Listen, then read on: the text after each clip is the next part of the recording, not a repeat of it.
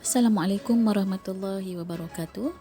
Baiklah pelajar-pelajar sekalian, pada hari ini kita akan belajar mengenai sistem pembekalan air. Setiap hari kita menggunakan air untuk pelbagai kegunaan. Contohnya seperti untuk mandi, minum, mencuci pinggan, memasak dan pelbagai lagi kegunaan.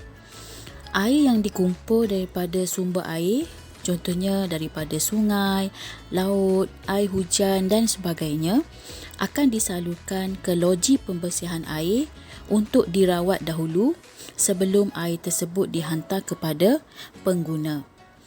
Bakteria, alga dan bahan mineral adalah antara bahan yang akan disingkirkan dalam proses pembersihan air, kemudian barulah air itu akan dihantar kepada pengguna dan barulah pengguna boleh menggunakan air yang telah dirawat. Mari kita lihat bagaimana proses pembersihan air berlaku. Kamu boleh rujuk buku teks kamu muka surat 116. Air daripada sumber air dikumpul. Dikumpul dalam takungan air. Dan proses yang pertama adalah proses penapisan. Di mana fungsi proses penapisan adalah untuk menyingkirkan sebarang benda-benda asing, contohnya seperti ranting kayu dan daun. Sebarang benda asing akan dibuang atau disingkirkan dalam proses penapisan. Kemudian, air yang sudah bebas daripada benda asing akan dipam melalui stesen pam dan air tadi akan melalui proses yang seterusnya iaitu proses pengoksidaan. Apa fungsi proses pengoksidaan? Fungsi proses pengoksidaan adalah untuk menambahkan kandungan oksigen di dalam air. Kandungan oksigen ditambah ke dalam air untuk menyingkirkan sebarang bau ataupun rasa yang kurang menyenangkan. Jadi, air yang nak dibekalkan kepada pengguna tidak boleh ada bau ataupun rasa yang kurang menyenangkan. Jadi, dia perlu ditambahkan dengan oksigen supaya tidak ada bau dan rasa yang kurang elok. Seterusnya, air tadi akan melalui proses yang ketiga iaitu penggumpalan. Dalam proses penggumpalan terdapat dua benda yang dicampurkan. Yang pertama adalah alum.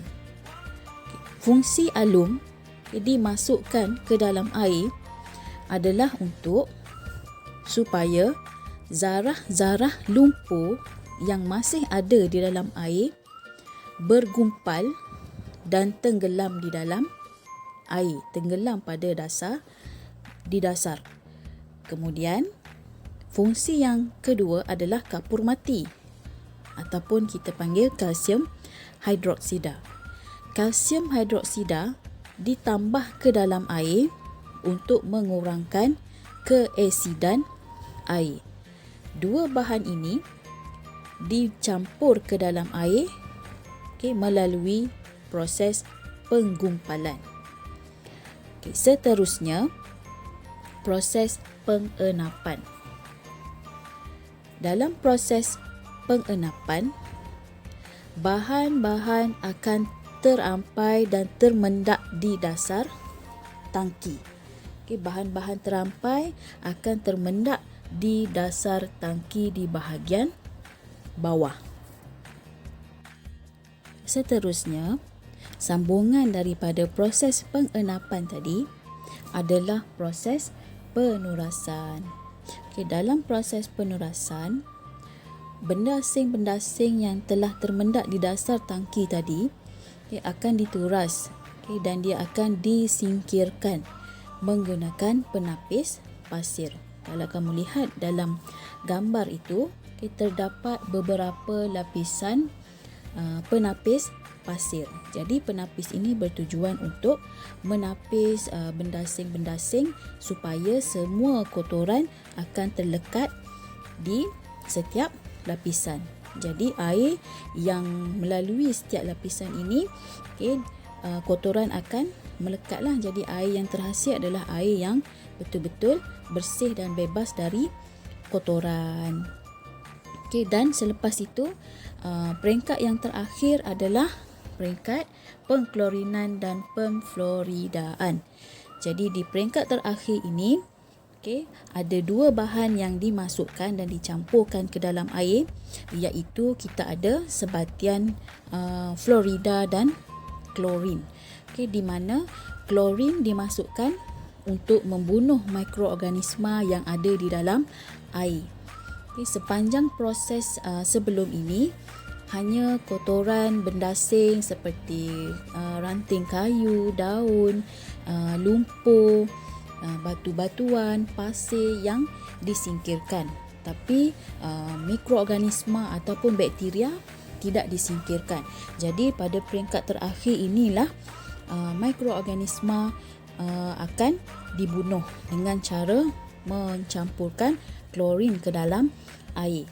Okay, bahan yang kedua adalah natrium fluorida, di mana natrium fluorida dimasukkan ke dalam air untuk mengelakkan perebutan gigi kepada pengguna, kepada kita lah yang menggunakan air. Okay, kemudian air yang telah dibersihkan dan dirawat ini akan disimpan di dalam tangki air yang bersih. Okay, dan apabila ia setelah disimpan di dalam tangki air yang bersih, okay, dan dia disalurkan ke stesen pump, dan kemudian stesen pump akan mengepam air yang telah bersih ke dalam tangki simpanan. So tangki simpanan inilah yang akan membekalkan air ke rumah kita, ke kawasan perumahan. So itulah proses pembersihan air, bermula daripada tempat takungan air, okay, air yang belum dirawat, sehinggalah ke tangki simpanan sebelum dihantar ke rumah kita. Setakat itu sahaja pembelajaran kita pada hari ini. Cikgu harap kamu boleh faham mengenai proses pembersihan air. Sekian, terima kasih. Assalamualaikum warahmatullahi wabarakatuh.